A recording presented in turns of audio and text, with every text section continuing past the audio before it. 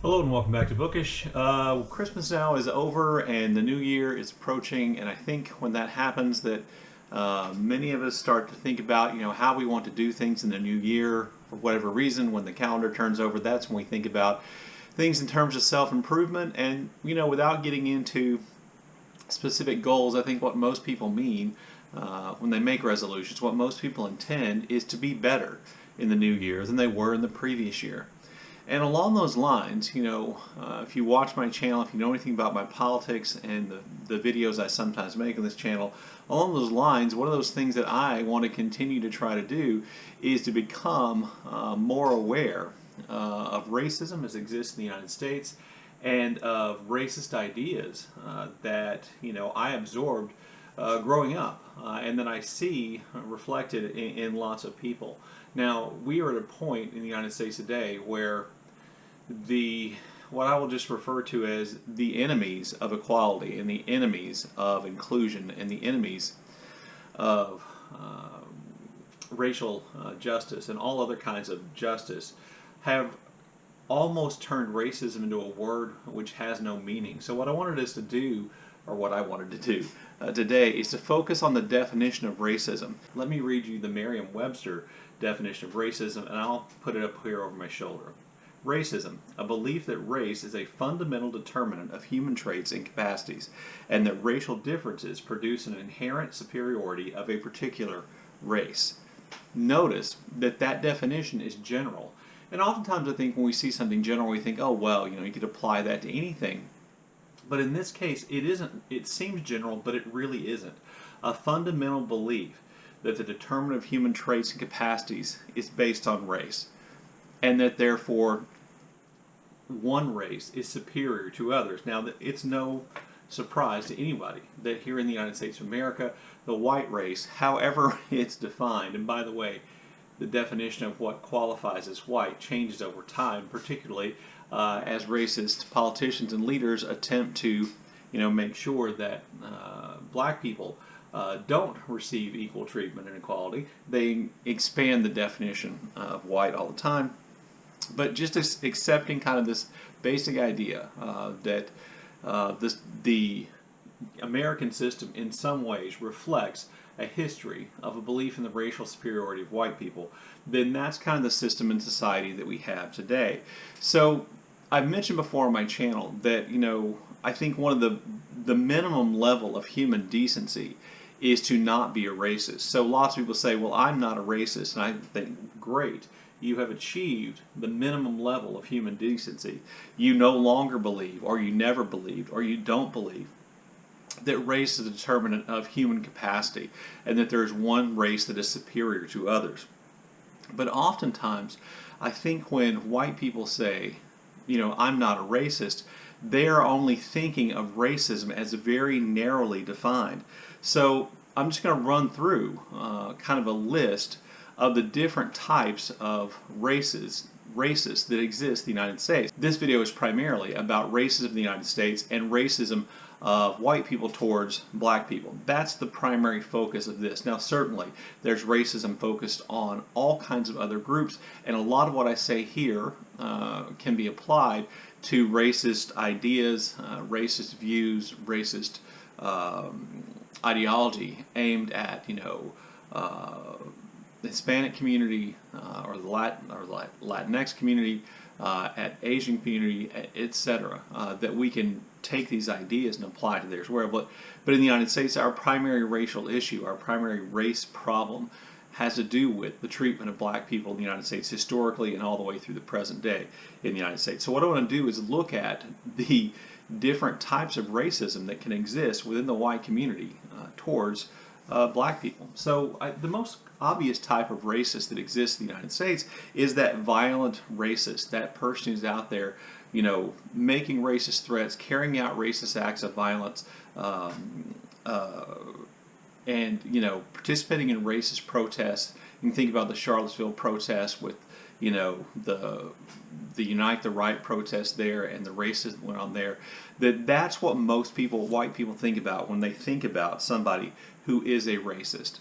And they think that, I think what a lot of white people say is, well, I'm not like that. I would never support racist violence, and I don't support racist groups. And I oppose what these racists are doing. And they think, well, since I'm not that, then I'm not a racist. A second type of racist is the racist who we know uses racist language, uses racist slurs, holds really deep-seated racist attitudes, that clearly believes and says that white people are superior to black people. And again, I think most white people think to themselves, well, I'm not like that. I don't believe that white people are racially superior to black people, and I would never use the N-word, and I would never say those things about black people. And so they say to themselves, well, I must not be a racist. I'm not a violent racist. I'm not a protesting racist. I'm not saying using racial slurs. I'm not, denigrating people, black people, because of their race. I'm not a racist. A third type of racist, in terms of white people and racism towards black people, is the kind of, and I'm going to give a much more specific example here, but the kind of racist who can justify racist violence. And oftentimes these are the kind of racists who justify racist violence carried out by the police against black people.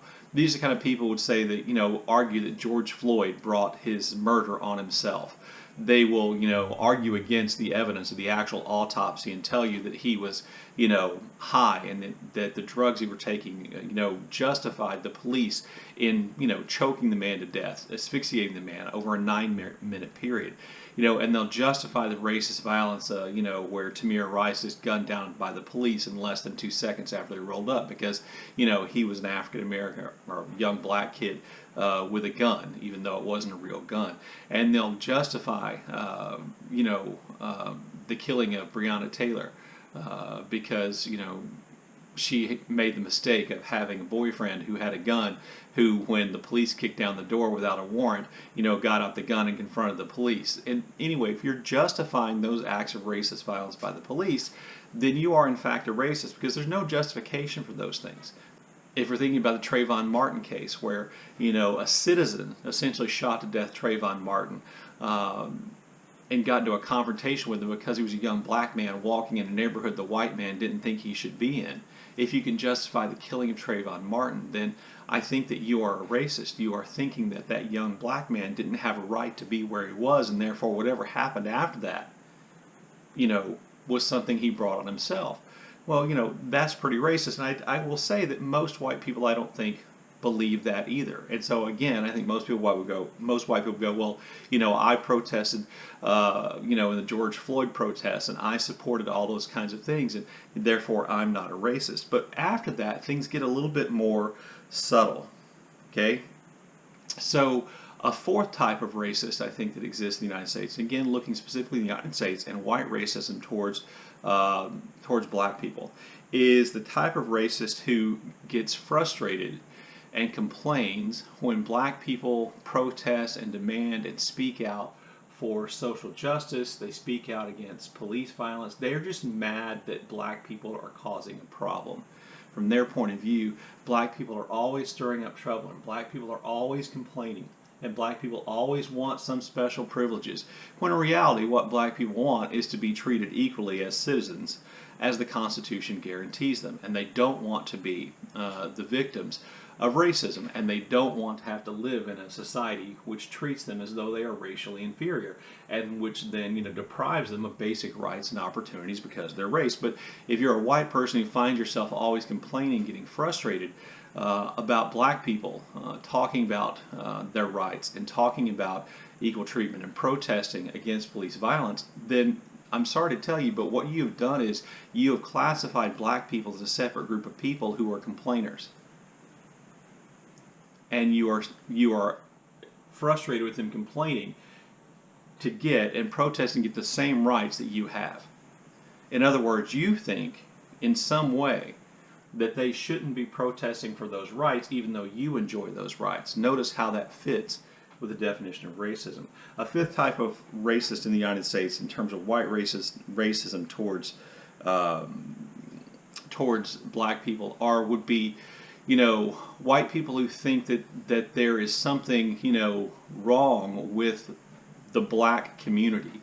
Whether they believe that's, a genetic thing, or they believe it's a cultural thing, where they have a tendency then to blame, the values of the black community for the problems that they see existing within the black community.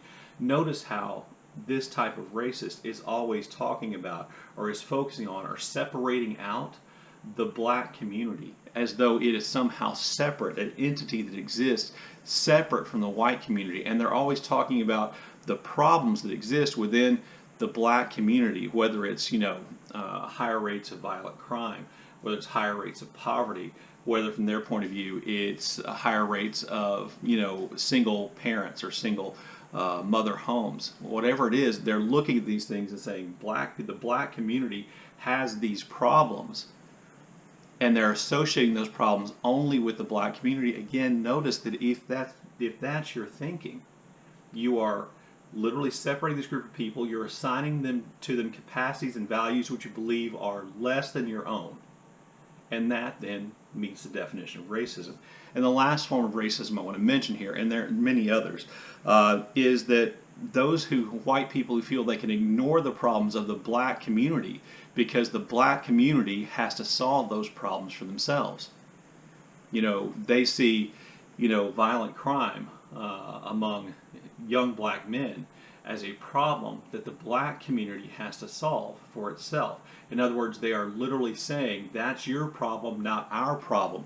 That's your problem because of who you are. It's not my problem because of who I am. That is, in fact, racism. And it's just ridiculous. If you were to do the math on the total black population in the United States and the amount of violent crime committed by black people in the United States, you would find it is a tiny, tiny percentage of the black population that commits crime, just as the same is true, there's a tiny percentage of the white population that commits crime. Notice, there really isn't a difference. It's not as though every black person who lives in inner city or on the south side of Chicago condones violence. The vast, vast majority of them do not. 99% of them would want to get rid of this just like anybody else. They are no different. To separate them out and say that's a problem of that community and those people have to do something about it is an inherently racist idea. And to give you some idea of how ridiculous that idea is, let's take it and look at a problem which primarily exists within the white community in the United States, and that would be the opioid crisis.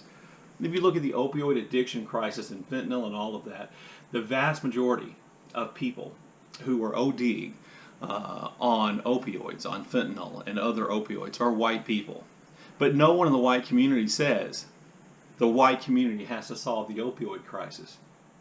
Okay? Black people aren't saying the white community has to solve the opioid crisis. When it's a problem that exists within the white community, we go, oh, the government needs to do something to help us solve the opioid crisis, whether it's shutting the border or capturing more criminals or providing ways to avoid opioid addiction or providing drugs that can save somebody who ODs.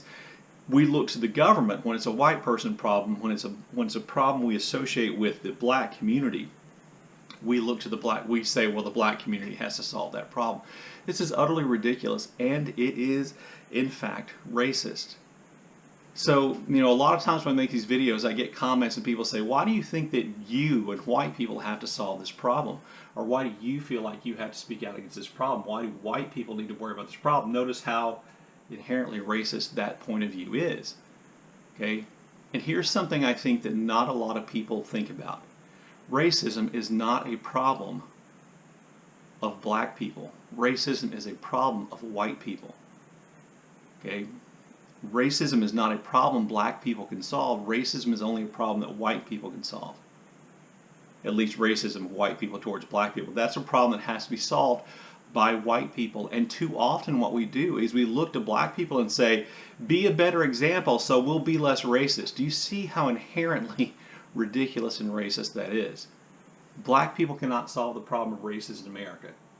This is not a problem of the black community. It's a problem of the United States of America. Racism is a problem that white people have to address and white people have to solve. We have to stop looking to black people to come up with solutions to racism. It's our problem. We created it. We benefit from it.